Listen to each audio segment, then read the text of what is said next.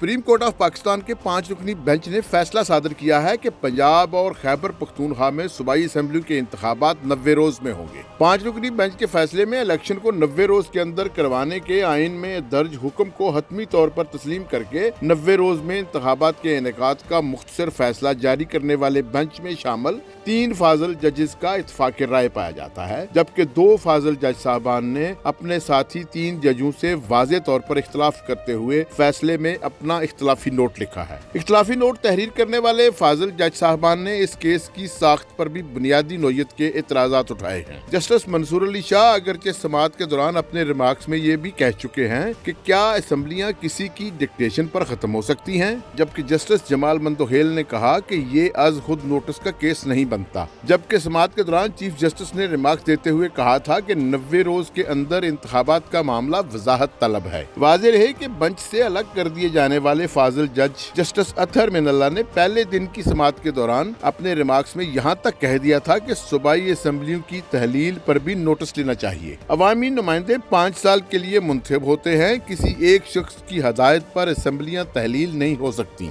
Supreme court of Pakistan ने तो 90 रोज में इलेक्शन का हुक्म दे दिया है, मगर यहाँ जवाबात से ज्यादा सवालात खड़े हो चुके हैं। बाज़ माहिरीन की राय है कि हम इस वक्त नए आईनी बहरान में फंस चुके हैं। 90 रोज में इंतखाबात होना लाजमी है, इसमें ताखीर से मामलात मजीद खराब होंगे और ये एक गलत मिसाल भी होगी, क्योंकि मौजूदा सूरत हाल के मुताबिक अहम मसला अदलिया की आज़ादी का है। सुप्रीम कोर्ट के 2 सीनियर जजेस को नजरअंदाज करके 9 रुकनी बेंच तश्कील देना और इसमें भी 4 जस्टिस साहबान के अलग हो जाने से तहफ़्फ़ुज़ात पैदा हो रहे हैं। फैसले में 2 नुकात काबिल तवज्जो हैं। नंबर 1, अदालत ने इलेक्शन कमीशन को इंतखाबात के लिए 90 रोज की मुद्दत आगे बढ़ाने की इजाजत दी है। दूसरे नंबर पर इख्तलाफी आरा की बुनियाद पर अक्सरियती फैसला मुबहम है। इसी तरह गवर्नर की जानिब से तारीख के ऐलान के बाद इलेक्शन कमीशन इस मुकर्ररा मुद्दत में इलेक्शन करवाने पर अगर कोई उज़र पेश करता है तो इससे क्या कोई नया बहरान पैदा नहीं होगा? अगर इलेक्शन कमीशन भी इंतखाबात के लिए तैयार हो जाता है, सवाल ये पैदा होता है कि क्या वफाकी हुकूमत इलेक्शन कमीशन को फंड फराहम करने के लिए तैयार हो जाएगी? लग तो यही रहा है कि दोनों सूबाई असेंबलियों के इंतखाबात के लिए हीले बहानों का सिलसिला जारी रहेगा और इस हवाले से मजीद पिटीशंस दायर की जाएंगी।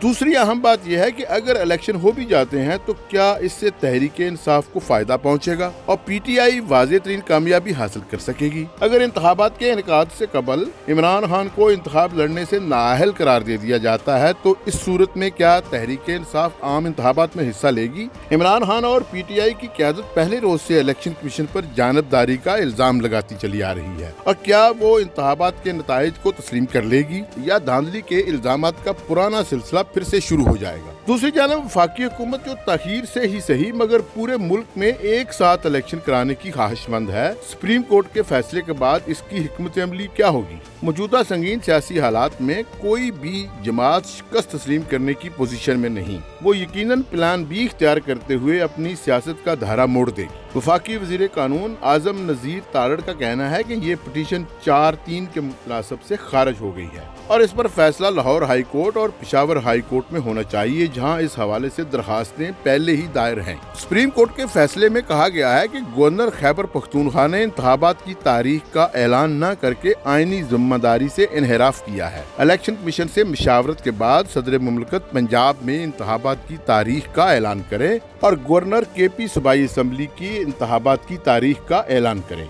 हर सूबे में इंतखाबात आईनी मुद्दत के अंदर होने चाहिए। अदालत उज़्मा का ये भी कहना था कि इलेक्शन कमीशन सदर और गवर्नर से मशावरत का पाबंद है। अगर 9 अप्रैल को इंतखाबात मुमकिन नहीं तो मशावरत के बाद पंजाब में तारीख तब्दील की जा सकती है। फैसले में कहा गया है कि गवर्नर को आइन के तहत 3 सूरतों में इख्तियारात दिए गए हैं। चीफ जस्टिस ने कहा कि कोई आईनी अदारा इंतखाबात की मुद्दत नहीं बढ़ा सकता। इंतखाबात बरवक्त ना हुए तो मुल्क में इस्तेहकाम नहीं आएगा। फैसले में कहा गया है कि गवर्नर आर्टिकल 112 के तहत या वज़ीर आला की एडवाइस पर असेंबली तहलील कर सकते हैं। आइन के आर्टिकल 222 के तहत इंतखाबात वफाक का मामला है। इलेक्शन एक्ट गवर्नर और सदर को इंतखाबात की तारीख के ऐलान का इख्तियार देता है। अगर असेंबली गवर्नर ने तहलील की हो तो तारीख का ऐलान भी गवर्नर करेगा। अगर गवर्नर असेंबली तहलील नहीं करता तो सदर मुमलकत सेक्शन 57 के तहत असेंबली तहलील करेंगे। अदालत का ये भी कहना है कि इलेक्शन कमीशन सदर और गवर्नर से मशावरत का पाबंद है। اگرچہ دو ٹوک فیصلے کے بعد بھی تعویلات کا سلسلہ جاری ہے اور امکان یہی ہے کہ سپریم کورٹ میں اپیل کی جائے گی یا حکومت تاخیری حربے اختیار کرنے کے لیے فنانشل ایمرجنسی یا دوسرے آپشن کی طرف دیکھے گی۔